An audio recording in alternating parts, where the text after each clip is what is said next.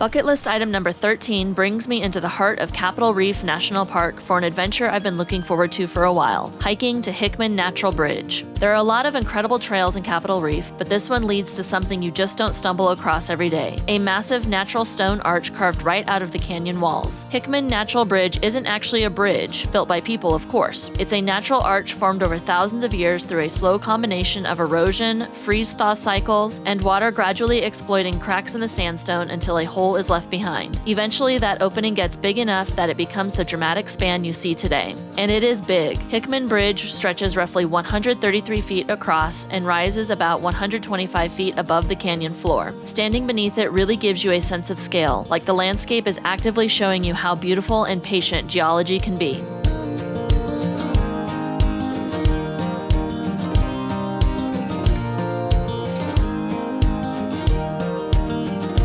The trail to get here is just under 2 miles round trip, with a moderate climb that gains a few hundred feet in elevation as it winds through slick rock, desert shrubs, and sections of exposed canyon. It's short enough to feel accessible, but just challenging enough that reaching the bridge feels earned. So pretty! As for the name, Hickman Bridge is believed to be named after Joseph Hickman, an early settler in this region who explored and worked the area in the late 1800s. It's one of those small historic ties that connects the modern trail experience to the people who first moved through this landscape long before it became a national park. I'm Krista, and I'm on a quest to check off 1,000 bucket list adventures. This is number 13.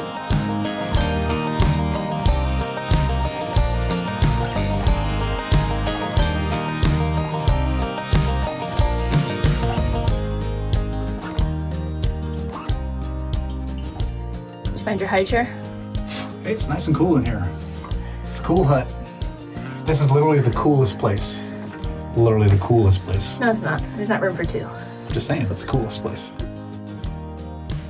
Snack break. After standing beneath Hickman Bridge, the trail winds back the way we came, dropping us down through the canyon and returning us to the trailhead right along the Fremont River. It's that classic desert contrast again, towering rock formations one minute, rushing river water and cottonwoods the next. And just a short drive down the road, the next stop was waiting for us, the historic Fruita Schoolhouse.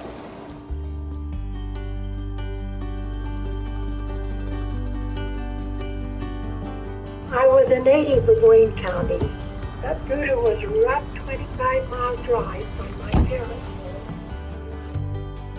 The Fruita Schoolhouse is a small but fascinating piece of life in this valley's past. Built in 1896, it served the children of the Fruita community for decades, right here in the heart of what is now Capitol Reef National Park. The last class was held in 1941. Due to population decline, the school was eventually no longer needed. What makes it even more interesting is that this was the only public structure in Fruita at the time.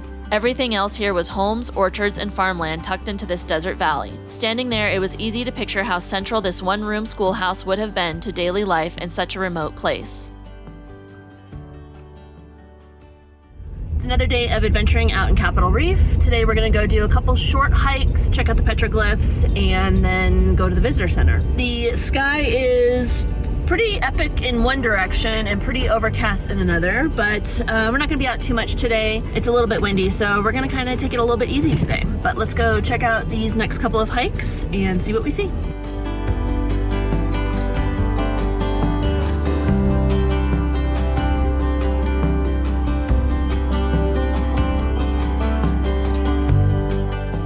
Welcome, space dwellers. Our address? Capitol Reef National Park, State of Utah, country of the United States of America, planet Earth in the Milky Way galaxy, one of billions of galaxies in the universe.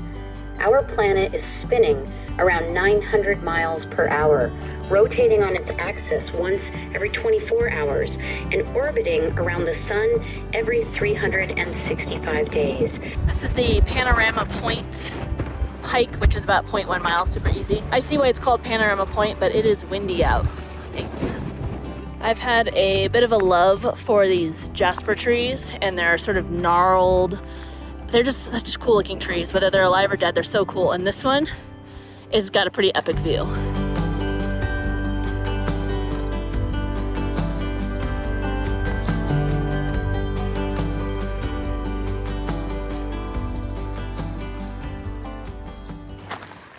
We were supposed to go to the Gooseneck Overlook, but The sign says a limit of 23 feet for the vehicles, and our truck is 25.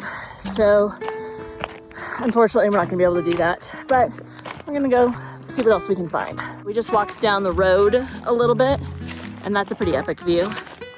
Always something beautiful to see here in Capitol Reef. I looked it up, and it's only a 0.8 mile walk down to the overlook, but unfortunately, this guy didn't want to make the walk. Meh. You're party pooper. Meh. Party pooper. Meh. All right, visitor center? To the movies. Visitor center, we're gonna go watch a movie. The Capitol Reef Visitor Center sits right at the edge of the park, tucked beneath towering red cliffs that rise up on both sides of the valley. It's surrounded on all sides by the landscapes of the Waterpocket Fold, so you're not looking towards the park, you're already standing in it. Just beyond the building, the terrain opens towards the Fremont River and the orchards of Fruita, making it feel like a small hub in the middle of a massive layered desert landscape. There's something I really love about going to the visitor centers at national parks. They're always so interesting. Anytime you go to a national park, you have to make a stop at the visitor center. They're the best. Inside the Capitol Reef Visitor Center is a great place to get a deeper understanding of the park beyond just the trails. You'll find exhibits that break down the human history of the area, from the natives to the early settlers in Fruita, and how they all lived and farmed in this remote desert valley. There's also a lot about the natural side of the park, wildlife, plants, and the unique geology that formed formations like the Waterpocket Fold. It really helps connect what you're seeing outside with how it all formed and why this landscape looks the way it does. And one of the best parts is the small theater inside, where you can watch a short film about the park. It's always worth taking the time for these park films. They're a great way to step back and see the bigger part of the story before heading out into the landscape. Now we're heading to check out the petroglyphs, which we love. I've seen them all over the world. I've seen them in Mongolia. Where do we just see them? Moab. Yep. I've seen them all over the world, and they never get old. They do get old. They're very old. Okay, they're very old, but seeing them never gets old. Humans have wanted to create art and leave their mark behind since day one, but these are much cooler than the art that people leave behind nowadays, which is basically just tagging and graffiti. Petroglyphs inside Capitol Reef are some of the most powerful reminders of the people who called this place home long before it became a park. From about 300 to 1300 CE, ancestors of the Hopi tribe, Pueblo of Zuni, and the Paiute tribe lived in and around these red rock landscapes. What they left behind are images carved directly into the desert varnish, that thin, dark coating you see on exposed canyon walls. What do you think? Aliens? Totally aliens. Totally aliens. Using stone tools, they etched figures, animals, and symbols into the rock, creating a kind of visual language that has lasted for centuries. On these canyon walls, you'll see everything from human-like figures and animals to abstract shapes and patterns. Some are simple, some are more detailed, but all of them feel like snapshots of daily life, stories, and beliefs preserved in stone. This is some marks left behind by the settlers that were here, not the natives, as you can tell, obviously. But I think the natives had such cooler graffiti.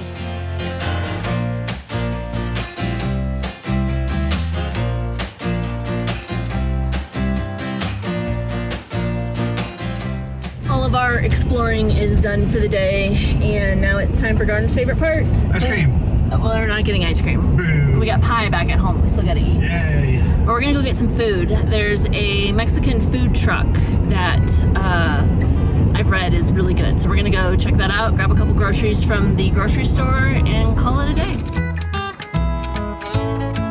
One of my favorite parts of traveling is hunting down local places to eat. I kind of make it a personal mission in every town we visit, to find those small, unique spots that feel truly connected to the place. I honestly can't think of a single time I've ever been let down. And we really love supporting local businesses whenever we can, because that's where you often find the most memorable meals and the most authentic experiences. That looks pretty delicious. We're taking this to go back to the RV because it is way too windy to eat outside. Don't, Garner! To try out our fry sauce, which is delicious. Yummy, yummy. Garner and I split the California burrito. Glad we split because it's huge and it's delicious. It's pretty freaking good. Yeah, there's mac and cheese in it. Is what? Mac and cheese. Yeah, mac and cheese in a burrito. Pretty sure that that's not a authentic ingredient, but it's pretty delicious.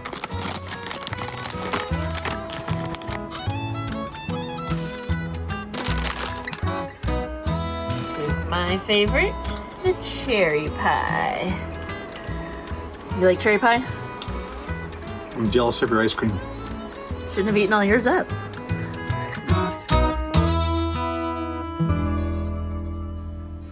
Our last hike in Capitol Reef was the Grand Wash, and it was one of those trails that really showed off how water shaped the entire landscape. The Grand Wash is about 2.2 miles one way, so it can be hiked as an out and back or combined with nearby routes depending on how far you want to hike. It is relatively flat, but what makes it special is the setting. You walk through a deep, narrow canyon with towering sandstone walls on both sides. Over time, flash floods and seasonal runoff carved this wash through the rock, slowly widening fractures in the Waterpocket Fold until it became this winding passageway. At times, the walls felt so close you could almost reach out and touch both sides, and then suddenly opened up again into wider canyon stretches. It was a quieter hike compared to some of the more popular stops, but this was part of the appeal. It really gave you that feeling of being tucked inside the geology itself, moving through a space that was literally cut by water over thousands and thousands of years.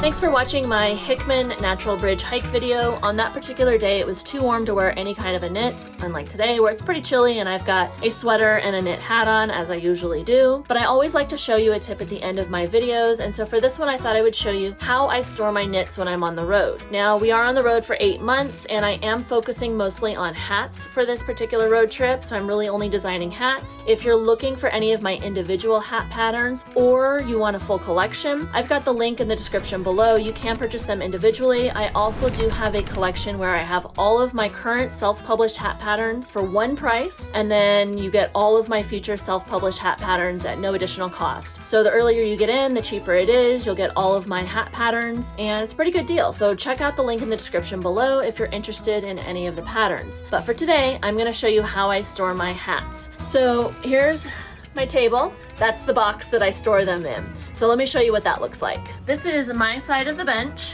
That's Garner's side of the bench. And so I have this Tupperware here, and it's just a nice, easy spot where I have all of my knits. And as you'll see, I tend to store them by their design. So here's the Midnight Lagoon hat. I have it in 3 colors. So those are stored together. This is the Canyon Waves hat. I have that one in 3 colors. Those are stored together.